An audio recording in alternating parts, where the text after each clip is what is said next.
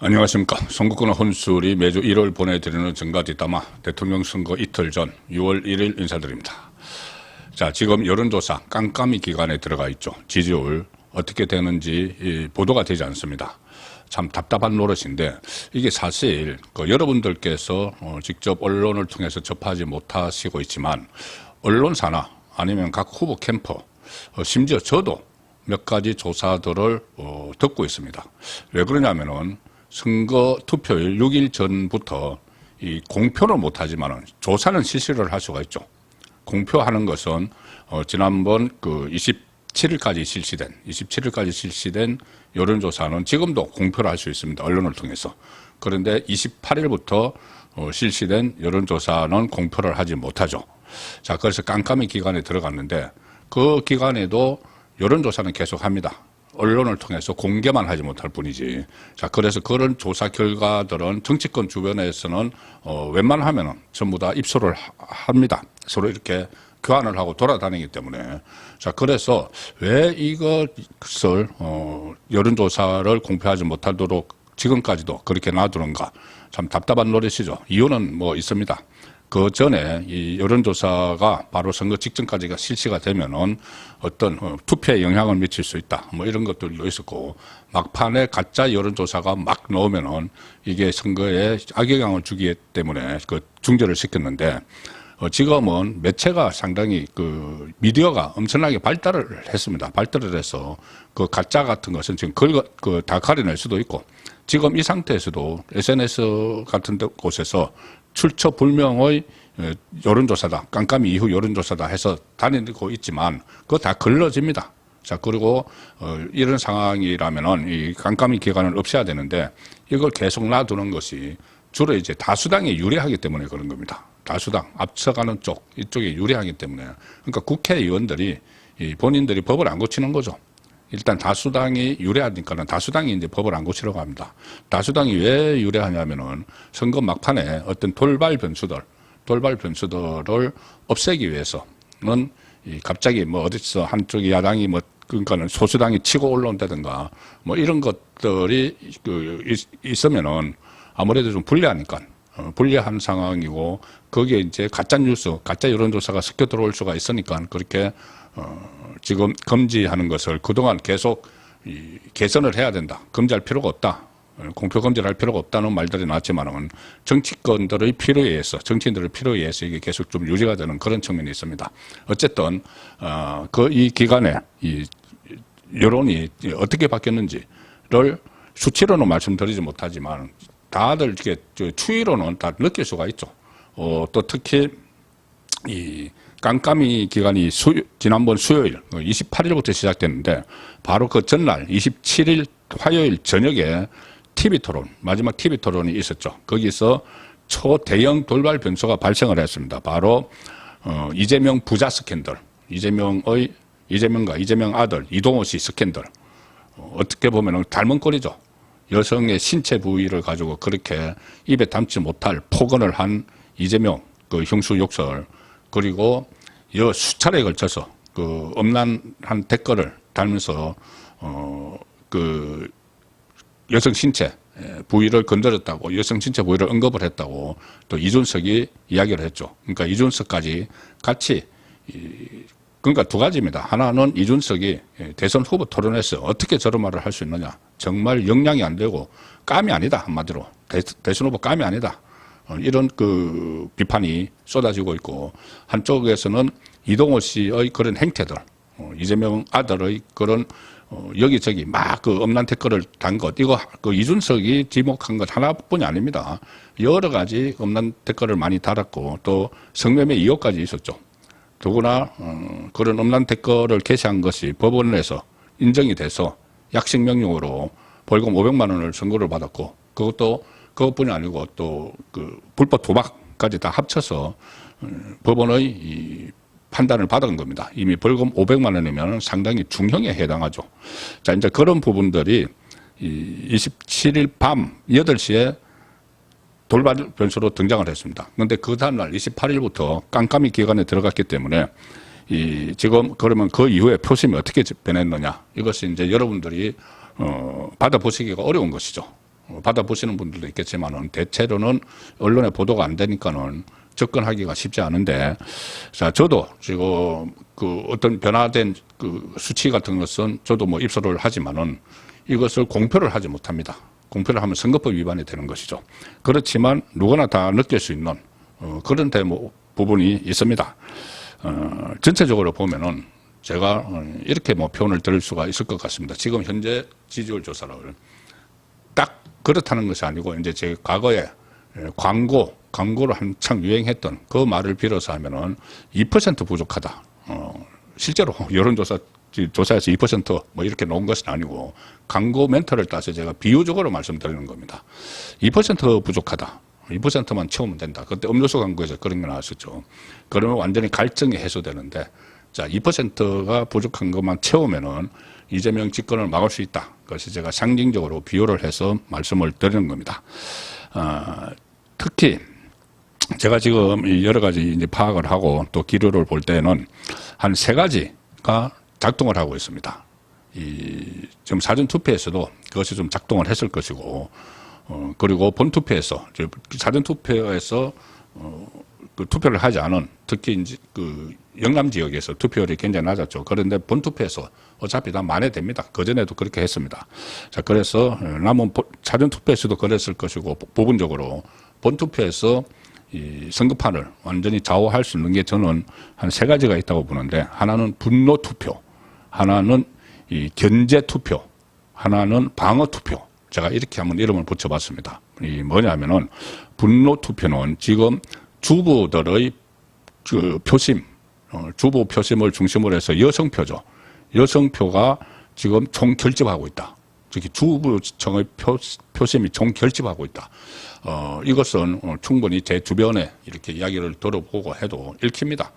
이 보수 총결집뿐만 아니라 여성이 총결집하고 그중에서도 또 특히 주부층이 총결집을 한다는 겁니다.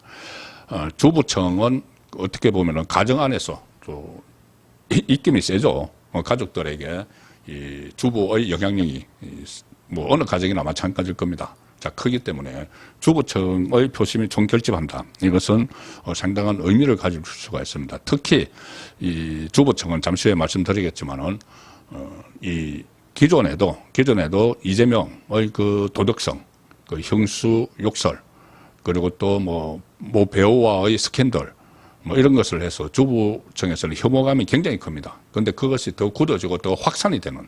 자, 그래서 분노 투표 기로가 하나 나타나고 있다. 그리고 두 번째 견제 투표는 뭐냐면, 견제 투표는 지금 이재명의 이런저런 모습들, 안보관, 경제관, 120원 커피 원가, 무슨 호텔 경제론, 말도 안 되는 나라 빚이 많다고 왜 걱정을 하느냐, 이런 이야기들. 또 북한과 관련한 지금 주한미군 철수 움직임이 있는데, 감축 움직임이 있는데, 과거에 주한미군을 이 점령군이라고 불렀던 이런 불안감들. 그래서 이재명의 여러 가지 불안감에 대해서 그 인식이 계속 깊어지면서 선거운동을 하면 할수록, 그리고 이번에 이준석 젓가락 파동까지 겹치면서 이재명은 안 되겠다. 이재명을 하면 너무 불안하다. 그전에도 무슨 본인의 재판이 계속되느냐 안 되느냐 이런 문제도 계속 논란이 됐고 정치 보복 가능성도 있고 한데, 거기다가 최근에 불거진 이 변수들에 의해서 저런 이재명은 안 되겠다. 주로 이제 중도층이 그렇게 해서 이 경계령을 내린 일종의 견제, 이재명을 견제하는, 이재명이 되면 안 되는, 그러니까 견제라기보다 경계 투표가 더 맞겠네요. 아예 그 경계를 해서 대통령 시키면 안 된다. 그래서 견제 투표를 넘어서 경계 투표를 하는 그런 조짐이 중도층을 중심으로 보이고 있습니다. 자, 그리고 마지막에 보이는 것이 방어 투표죠. 방어 투표는 이재명 방어인데 결과적으로 이 우파 개멸을 막자. 지금 이재명이 어제도 제가 어제 서정희 법대로 시간에 소개를 드렸죠. 어제도 마치 내란 종식 프레임으로 아예 노골적으로 정치보복을 하겠다는 것을 피력을 했습니다. 무슨 현역 국회의원들, 여당 국회의원들까지 전부 다 조사해야 되고 정부 안에도 계엄 동조 세력이 숨어 있다 이런 이야기까지 했죠. 자, 그래서 이 우파가 개멸됩니다. 이재명이 집권을 하면은 그런 우려가 점점 더 확신이 되고 있죠. 바로 어제까지도 그런 발언을 했기 때문에. 그래서 지지층이 총결집하는 우파 개멸을 막기 위한 방어투표, 주보 표심을 중심으로 한 여성의 분노투표 기류, 그리고 이재명을 견제를 넘어서 경계를 해야 된다. 이재명이 당선되면 안 된다는 중도층 중심의 이 경계투표, 그리고 지지층의 방어투표가 지금 결합돼서 표심이 상당히 크게 깜깜이 기간 중에 움직였다. 자, 그렇게 일단 설명을 드릴 수가 있습니다. 좀 더 구체적으로 한번 살펴보면, 자, 깜깜이 전에 일제 여론조사가 발표가 됐죠. 그 중에서 김문수 후보에게 가장 불리하게 놓은 걸 제가 기준으로 어떤 변화가 있는지, 있을 수가 있는지를 설명을 드리겠습니다. 가장 불리하게 놓은 거는 ARS는 오차범위 안에 다 나왔고, 전화면접원 조사가 가장 불리하게 나왔죠. 그 전화면접원 조사 중에서 대표적인 것이 갤럽 조사입니다. 갤럽 조사. 자, 그럼 갤럽의 마지막 그 깜깜이 기간 전에 그 실시된 조사를 중심으로 이게 어떻게 지금 변화했을지를 한번 짚어보면은, 가장 나쁜 상황이니까는 갤럽이 어느 정도, 그 상황이 진전이 됐는지를 알 수가 있을 겁니다. 일단 마지막 공표를 한 게 5월 23일, 지난주 금요일마다, 지지난주 금요일이죠. 금요일마다 하니까. 근데 5월 23일 이 여론조사가 공표가 됐는데 갤럽이 그때는 이 젓가락 발언 아니면 유시민의 망언 이런 대형 변수가 발생하기 전입니다. 지금 많이 변했습니다. 발생하기 전에 전체적으로는 이재명 45%, 김문수 36%, 이준석 10%가 나왔습니다. 이 깜깜이 전에, 이 대형 변수가 발생하기 전에. 자, 그런데 이재명은 아무래도 이런 그 대형 변수들 때문에 분노 투표 기로가 있고, 경계 투표 기로가 있고, 또 총집결, 보수층의 총집결을 하니까는, 이재명은 지금 급추락할 수밖에 없죠. 이재명은, 그러니까 그 아들 문제, 그리고 유시민의 막말에 의해서 이제 그 중도층에서 상당 부분 이제 빠져나가고 있는데, 그 빠져나가면은 보통 때는 지지층이 결집을 해서 반작용으로 지지층이 결집을 하죠. 아, 이재명 위기에 빠졌구나. 지지층이 결집을 해서 이것을 좀 완화시키는데, 지금은 이 위기의식의 지지층들이 결집을 해야 되는데, 이재명 더 이상 결집할 것이 없을 정도로 지금 나오고 있는 것은, 이재명 지지층에서 나오고 있는 것은 거의 뭐 다 완성된 단계입니다. 그러니까 더 이상 결집할 게 없죠. 그러니까 중도층을 중심으로, 아니면은 연성 이재명 지지층, 연성 그 민주당 지지층을 중심으로 지금 빠져나오고 있는 거죠. 빠져나오고 있는데 그것을 채울 만한 강성 지지층은 이미 다 결집돼 있다. 그래서 계속 빠져나가고 있는 상황으로 보시면 정확할 것 같습니다. 김문수 후보는 36%였는데 지금 급상승하고 있죠. 자, 그 유시민이 이 망언을 한 그 설란영 여사와 관련된 스토리들이 계속 그 회자가 되면서 특히 주부층과 여성 유권자들에게 감동을 주는 그런 스토리가 계속 나오고 있습니다. 그리고 그 이재명의 이동호와 비교되는 것이, 이재명 장남 그 스캔들 일으킨 비교되는 사람이 김문수 후보의 딸 그 동주 씨죠. 김동주 씨. 그리고 김동주 씨와 그 두 부부가 사회복지사입니다. 사회복지사 부부. 이 두 사람의 스토리가 또 이재명의 아들 이동호와 비교가 되면서 김문수 후보는 지금 급상승하는, 자, 그런 상황이라고 일단 파악을 할 수가 있습니다. 이준석은 10%였는데 갤럽 그 마지막 조사에서 지금 젓가락 발언 이후에 급감하고 있다. 여성들을 중심으로, 여성들은 그 전에도 이준석이 갈라치기를 했기 때문에 이준석에 대한 지지율이 높지 않았는데 그나마 지금 다 빠지고 있다. 그러면 이준석에게서 빠진 것이 어디로 가느냐? 지금 이재명도 결국 이준석 것으로 진흙탕 싸움을 하고 있죠. 그러니까 이재명에게 갈 수 없죠. 이재명 아들의 그런 논란이 있기 때문에. 그래서 결국 김문수 후보에게로 가는, 자, 그런 상황입니다. 갤럽을 보면은 그 마지막 직전 공개된 조사에서 여성 유권자들은 그 이재명이 45%, 그리고 김문수 후보가 39%, 6% 격차였는데 가뜩이나 전체 격차보다 적었죠. 그런데 이것이 더 이렇게 하면서 교차가 됐을 수도 있다. 지금쯤은 뒤집어졌을 수도 있다. 여성에서. 자, 그런 그 분석이 가능합니다. 남성의 경우에는 그때 그 갤럽 마지막 조사에서 이재명이 45, 김문수 후보가 34, 11%좀 큰 격차가 났는데 전체 남성 중에서는 이재명이 한 11%포인트 우세하다고 갤럽 기준으로 가장 김문수 후보에게 나쁘게 나왔던 갤럽 기준으로 말씀드리는 겁니다.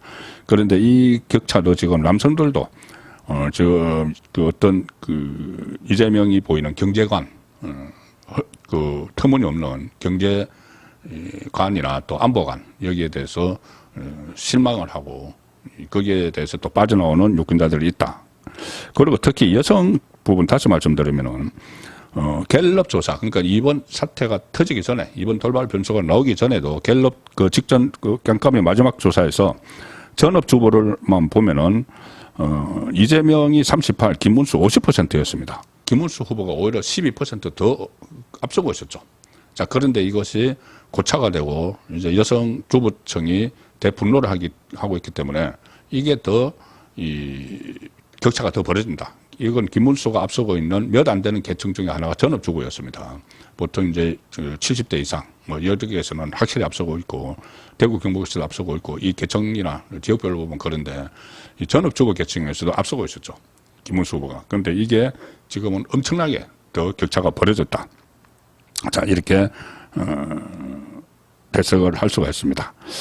그리고, 김문수 후보는 또 이 박근혜 전 대통령이 어제 서문시장에 방문을 했죠. 이것은 아주 상징적인 이야기입니다. 상징적인 일입니다. 박근혜 전 대통령이 애국심, 이재명이 되면 안 된다는 그 애국심을 발로로 서문시장에 나갔다는 것은 결국은 총결집을 상징한다는 그 의미가 되기 때문에 지지층 총결집의 상징적 그 행보가 있었다는 것들을 종합을 하면은 어쨌든 지금 이 부분도 제가 지금 상징적인 표현으로 광고 멘트, 광고에서 나온 말을 중심으로 말씀드리면은 결국 2일 안, 지금 선거 이틀 남았는데 2일 남았는데 2%가 부족한 상황 정도 아니냐.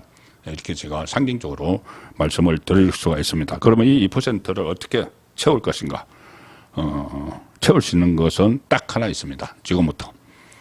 투표장에 나가는 거죠.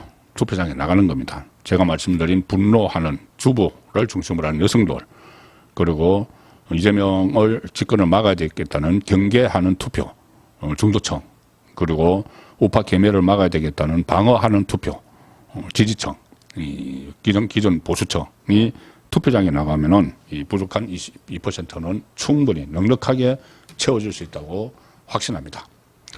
예, 오늘은 1월인데, 제가 1월은 원래 라이브 선거권의 정치쇼가 휴방하는 날이지만, 워낙 지금 전해드릴 메시지도 많고, 긴박하게 움직이고 있기 때문에, 오늘 저녁 7시에 라이브 선거권의 정치쇼, 다시 긴급하게 편성을 해서, 좀 더 심도 깊은 내용을 지금부터도 더 취재를 해서, 오늘 저녁에 전해드리도록 하겠습니다. 7시에 뵙겠습니다. 감사합니다.